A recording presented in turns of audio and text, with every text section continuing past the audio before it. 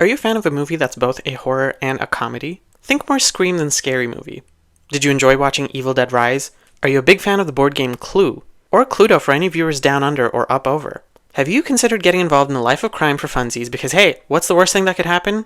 If you answered yes to any of those questions, boy oh boy do I have the perfect horror movie recommendation for you. Today we're talking about Abigail. Now, I honestly did not know what to expect when I went to the cinema to watch Abigail because there were only two things that I did know about it beforehand. Number one, it was horror. Number two, Melissa Barrera was in it. So that made it hella obvious that I would be purchasing a ticket because I'd literally watch a 2-hour movie of Melissa Barrera watching paint dry. But my mental illnesses and lack of priorities aside, I was pleasantly surprised to find out that this movie actually had really good reviews. Okay, really good reviews for a horror movie because a lot of them are critically panned. I'm looking at you, Taro. I mean, it's no Late Night with the Devil, which is sitting at a 72, which I had reviewed in an earlier video, but a 62 is no joke in this genre. And I know you horror lovers out there know exactly what I'm talking about, so let's get into what this enigma of a movie is about. Keep in mind, this is going to be a relatively spoiler-free review, so yeah, I got you back. Now, the story follows a bunch of crooks decked out in their best contemporary thief chic attire who kidnap a little ballerina who has an R-rated Kevin McAllister from Home Alone thing going on, making the thieves realize they, for lack of a better phrase, bit off way more than they could chew and that they might have to pay for their crimes in blood instead of prison. Which, honestly me, because there's no taxes to pay in the afterlife. Let me paint you a picture. Take any Sam Raimi horror movie, blend it with Orphan, and pay extra for Home Alone as the whipping cream, and you've got Abigail. And even though there's movies that can help describe what this movie is like, the experience was a unique one that will have you keeping an eye out for more Radio Silence Productions produced movies because they have definitely perfected their style of insane horror comedies that are terrifying and yet surprisingly lighthearted. I fully remember saying "aww" in this movie, and you should not be saying "aww" in horror movies, but you will be in Abigail, and I'll tell you why. It's the characters, and by extension, the actors who played them. So you'll meet your run-of-the-mill archetypes that you've got in any given bank heist movie. You've got the muscle, the leader, the femme fatale, the driver, the sharpshooter, and the tech expert. But what's really engaging about them is that the movie spits in the face of what audiences have grown accustomed to expecting from these archetypes and goes a whole other route instead, specifically in a horror movie setting. The cast has incredible chemistry with each other, and in some scenes, it's actually impressive how well everyone got along. Not at all like how the cast looked like they got along in Scream 5, when they were getting to know each other, but more so like Scream 6, where everyone looked like they had been besties for a while and actually enjoyed each other's company. And honestly, it's the chemistry that adds nuance to the movie. Character interactions that aren't necessarily important to the plot feel genuine and make you care about the fact that these characters are going to meet a miserable fate. I'm all for watching Friday the 13th every now and then, where you have one-dimensional teenagers meeting the sharp end of a machete, but in this movie, each death had me conflicted. And what's even crazier is that the people you'd think would die kinda won't, and the ones you think would survive kinda don't. And if they do survive, they still kinda don't.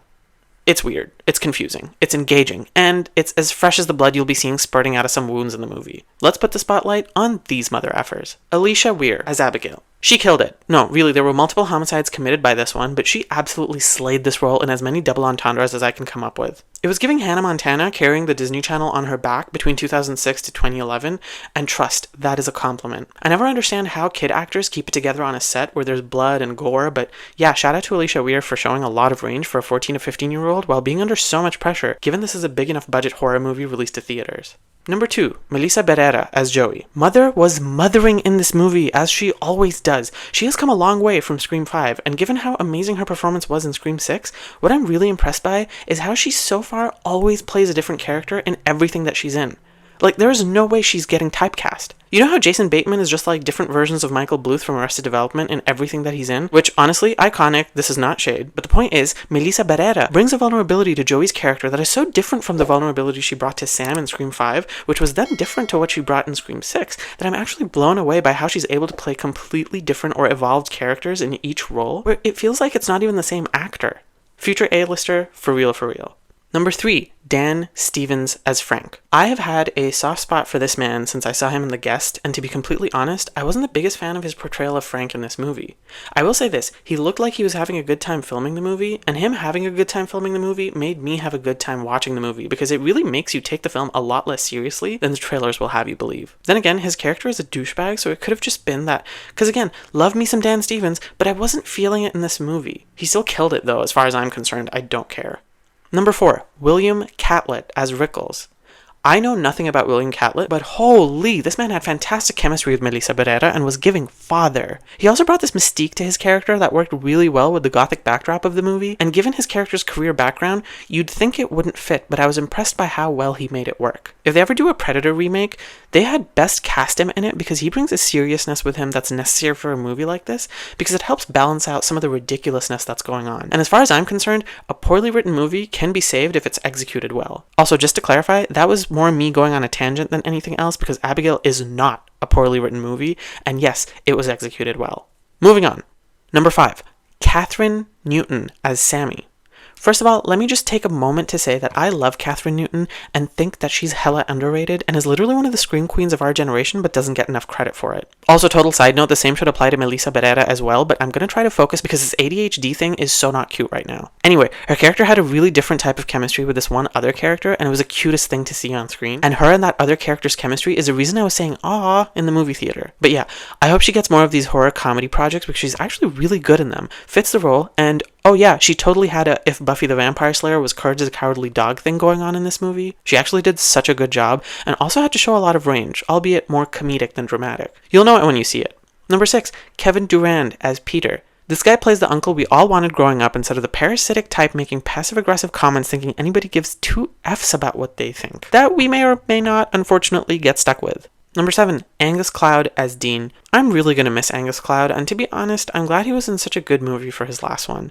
He was really talented as Fez in Euphoria, and it was nice to see him on the big screen to say goodbye. Rest in peace, Angus, and thank you for giving us Fez and Dean as characters in, as far as I'm concerned, 2 iconic pieces of media. I think one of the coolest things about this movie is that underneath what could be considered gimmicky, definitely the most surprising part of the movie and the plot wouldn't pack as much of a punch if this theme was missing from the story. I really liked how everything would sort of come back to this idea of family, whether it was the power plays that happened in one, the abuse, the neglect, the love, the hate, all of it. And the movie took all those aspects and dressed it up in a vampire monster movie. And the cool thing is that if you're just going to the movies to shut your brain off, you totally can with this one and still enjoy it for the bloodbath that it is.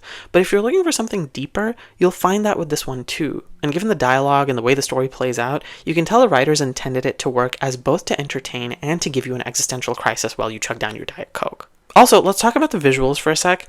Dull and dreary, or so you'd think, because they actually have a lot of warm lighting in this movie that brightens up what would otherwise be a Michael Bay style affair. Honestly, there were moments in the movie where I thought they were utilizing Technicolor with how well the lighting was done, but that's probably just me being extra. I just like that it didn't have that overproduced Netflix film look, but more of a Euphoria Season 2 style look, if you catch my drift. Like, there's just a more organic feel to the movie. I like the old spooky castle vibes they had going on at the mansion, so the production and set designers really knocked it out of the park with that one, because the whole time it was like watching a live-action Scooby-Doo movie in the best way possible. It also helped them quite a bit that they had Kathryn Newton walking around looking like Buffy, which immediately made me think of Sarah Michelle Gellar in the 2002 Scooby-Doo live-action movie, and at that point I was like, oh yeah, I'm definitely going to be rewatching Abigail as hell. I have no idea what's going on because of how dark it is. I'm looking at you, Texas Chainsaw Massacre from 2003. Again, I think that's a Michael Bay problem, but it's not found here. In terms of visuals, when it comes to the robbers, the only thought I had was, why on earth is everyone so hot? Like, I went to the movies hoping to watch a bunch of my favorite actors get pretend killed, not leave the theater wondering if I need to up my mewing game and live at the gym for the rest of my life. Sigh. And let's talk about the horror aspect of this movie as well. Surprisingly terrifying. Yeah, let's go with that. I mean, going into it, I was really not letting you fester in the scary moments unfolding in front of you, like with the prolonged focus on Abigail's screaming. Like, I was not expecting to be this discombobulated when I was expecting the camera to cut away from her creepy vamp face, but it would just linger a little longer than a horror viewer might be used to. Unnerving as fudge, for real, for real. And while the movie starts off kind of tame, I've got a surprise for all you blood and gore lovers out there, because you're definitely going to love what the movie ends up becoming, because Abigail has creative kills and even more creative ways to show you some guts and bodily fluids flying around. Think of it as Evil Dead Rise, but for young adults. Ooh, and I can't leave out the comedy part of this horror comedy. To be completely honest, I thought the comedy part was a bit too much, but I can't really blame the movie for that considering it's, like, integral to how they're selling it. I mean, hello, it's literally a horror comedy. Like, there's no way a movie about a vampire ballerina was not going to be funny. I think it was just a little bit confusing as to how they went about doing comedy. Like, instead of sticking to one kind of humor, they kind of threw all sorts and styles in there to see what would work.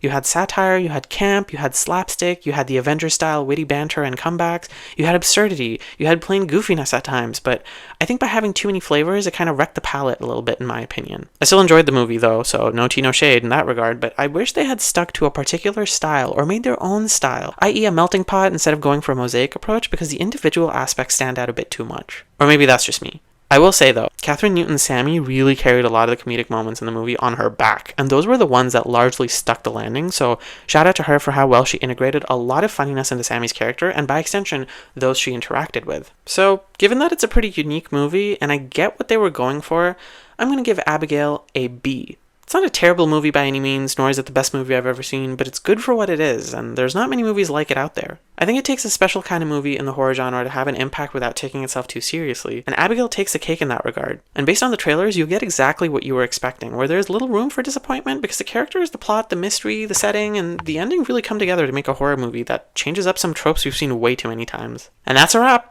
Trust me when I say you need to watch this movie because the cast is killer, the plot is engaging, and the horror is chef's kiss. Let me know what you thought of Abigail, if you liked it or didn't like it, what you did like and what you didn't like, and why, and leave a comment down below for any movie recommendations, horror or not, you had that reminded you of Abigail, because I'm gonna be honest, I have not seen many like this one, and kind of want to get out of my comfort zone in that regard because I enjoyed it so much. Hit that like button if you enjoyed this review, and don't forget to hit that subscribe button for more movie reviews, behind the scenes trivia on movies and shows, and more media obsessed content.